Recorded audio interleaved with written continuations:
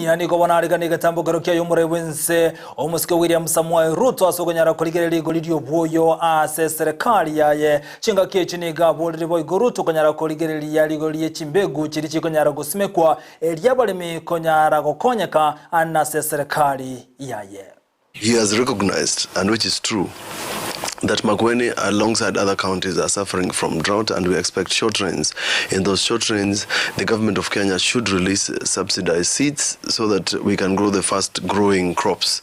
that we can do in about a month or so, in the month of October. So that whilst the big farmers who need the subsidized fertilizer in the bread basket of the country, which is the North Rift,